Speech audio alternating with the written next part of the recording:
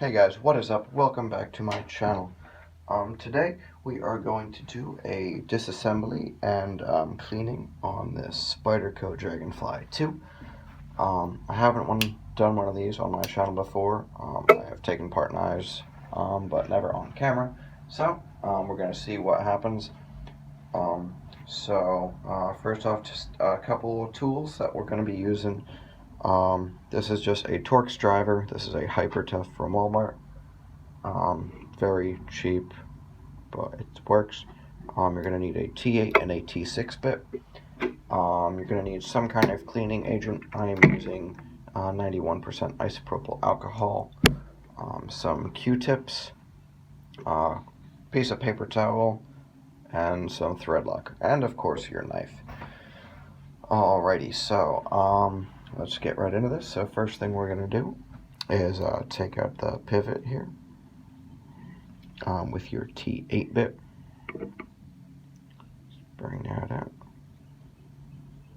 Now you want to be very careful with your part, with the pieces. I mean, obviously you don't want to lose anything, so just make sure you put them in the same spot. Make sure they don't go flying out.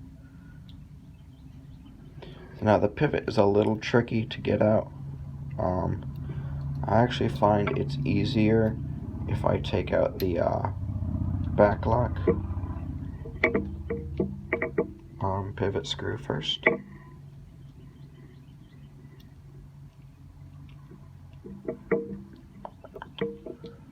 There we go.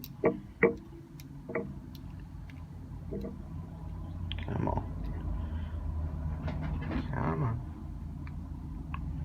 Get it. Get. Y'all get out of there. I don't know. Speaking Southern. Yes, Southern is a language, by the way. Just in case y'all were wondering. Come on.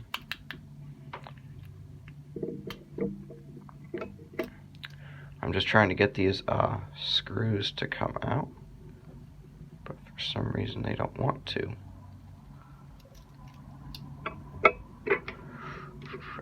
I haven't run into this problem before. There we go. Okay, so we have the pivot out and the lock bar pivot and the lock bar itself and the spring thingamajig. Now you want to remember how this came out and how it goes back in. Yep, there we go.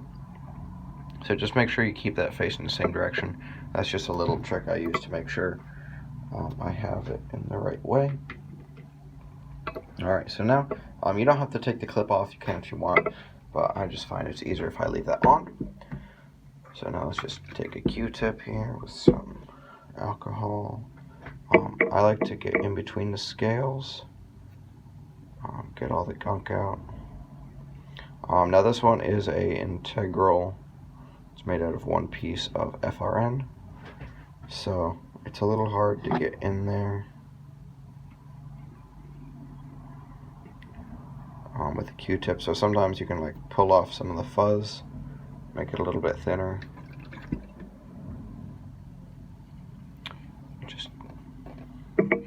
Just jam it in there. If you guys have, like, if your FRN is getting dirty, what I'll do sometimes is I'll just rinse it off in the, like, under a sink with a toothbrush, and it tends to get a lot of the stuff out of the FRN itself. Alright, let me just gonna actually pour just some alcohol right onto the FRN, just like that, so we get all that nice and sanitized.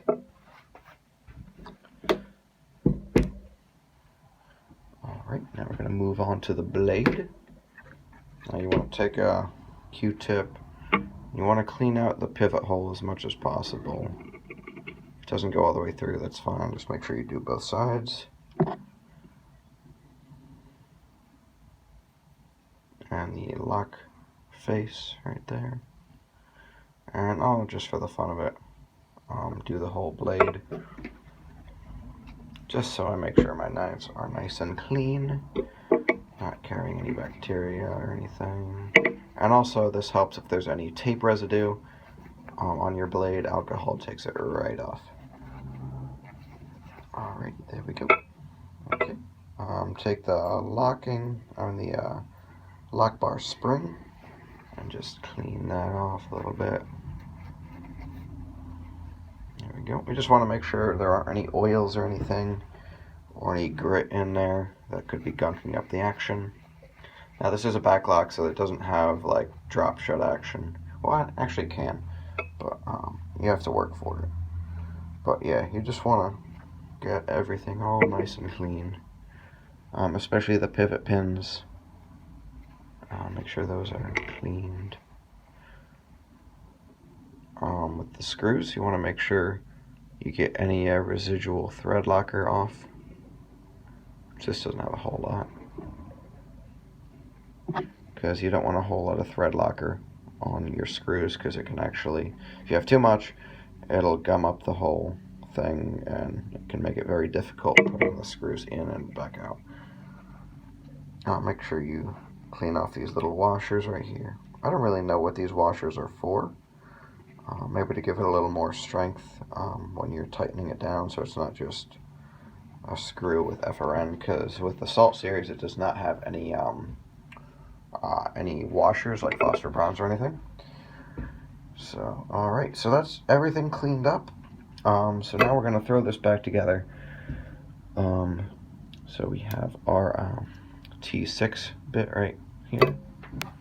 So now what I like to do first is put the lock bar spring in. Just line that up.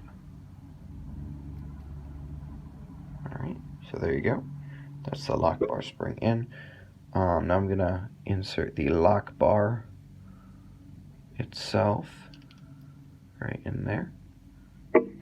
Line that up. Sorry if I go off frame at all. I'm still not used to putting knives together on the other side of a camera, but I'm doing my best. And hey, that's all you can ask for, right? So yeah, alright, so now that's in. Alright, so now I have my T6 driver already in. So now I'm just going to take my screw right there and just put a dab, just a tiny bit of thread locker on there. There we go. Okay, dropping the thread locker. Thread locker's going everywhere. Yippee skippy. Alright, there we go. I didn't like this bandana anyway. Alright, so now we just toss that in there. Just a quick tip. These are shaped. These are I forget, was it like these are a D pivot screw or something. So they have a little flat spot right there. So they are non-free spinning, which is nice. But I like to make sure that the shiny side is facing the show side. I mean, I don't think it matters a whole lot, but it's just a personal preference. It makes the whole knife look nicer. Now you don't want to tighten that down too much, just enough that you can use it right. So now, where did those little washers go? Losing my washers. Where did that go? There were two of them. I feel like I'm looking right at them. Yep, I'm looking right at them. Alright, here we go. So now, we're going to take one washer, okay, and our pivot. We're going to find the nicer looking side, if there is one, and put that on facing out. Alright, so now we are going to just place that in there. Now with the spring in there and the lock bar, it actually won't go in any further, so which is very helpful. So you can just slide your blade in there, line it up with the lock bar, depress the lock Might have to wiggle the blade around a little bit, and we are in. That's one of the harder parts of, like, when you're putting the backlocks back together, is getting the blade back in. But with that little trick, it helps speed it up. All right, so now let's take our pivot right here. Add a little bit of thread locker. There we go. Just a little bit. Right there. Alright, now we're going to take our other washer. Place that right there. And add the screw. Remember guys, when you're starting a screw, you want to do a quick back turn just to make sure you have it lined up, and you're not going to be cross-threading. And then you can just screw it right on down all the way. Alright, so now we're just going to find the action we like. No up and down, no side to side. It's a little stiff. I tend to like my backlocks a little bit on the looser side. I mean, not a whole lot, but if it's a little bit side to side, that doesn't bother me too much.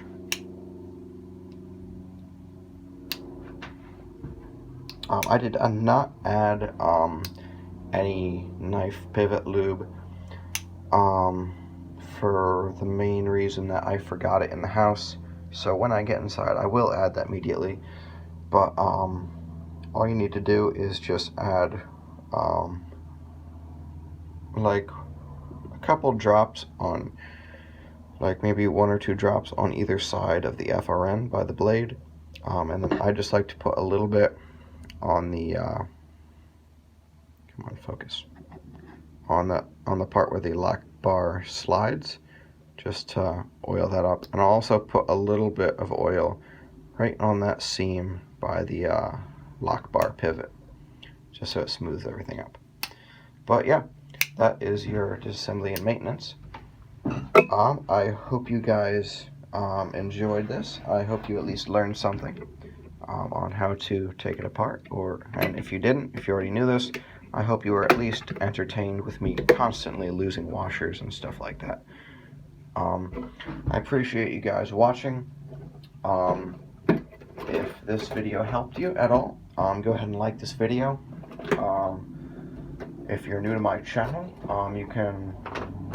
I'd appreciate it if you'd subscribe, hit that notification bell, give you notifications every time I upload a new video. And yeah, I'm hopefully gonna get a knife making video out at some point.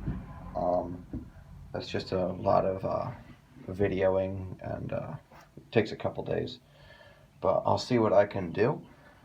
And I hope you guys are staying safe out there, and yeah, I'll see you guys next week, and don't forget to wash your hands.